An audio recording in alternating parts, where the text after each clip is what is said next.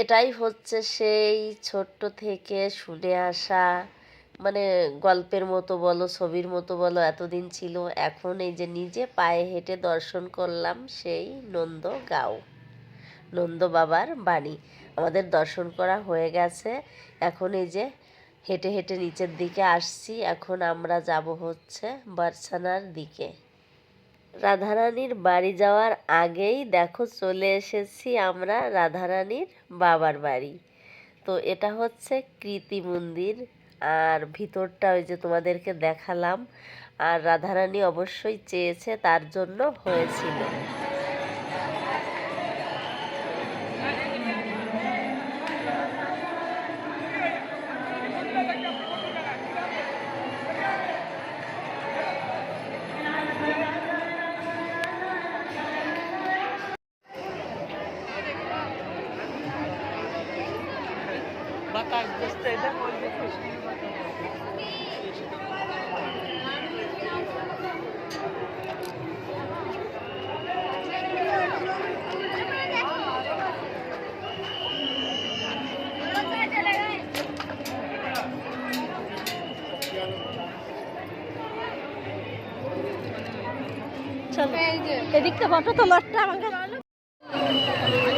এখন আমরা এই যে কীর্তি মন্দির দর্শন করে নিলাম।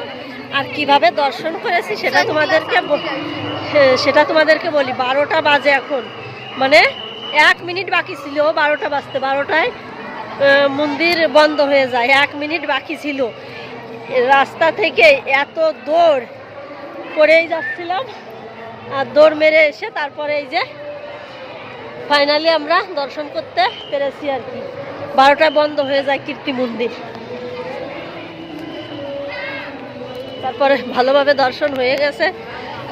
নিশ্চয়ই রাধারানী চেয়েছিল, তার জন্য হলো, না হলে না এটা দর্শন করা আমাদের হতোই না।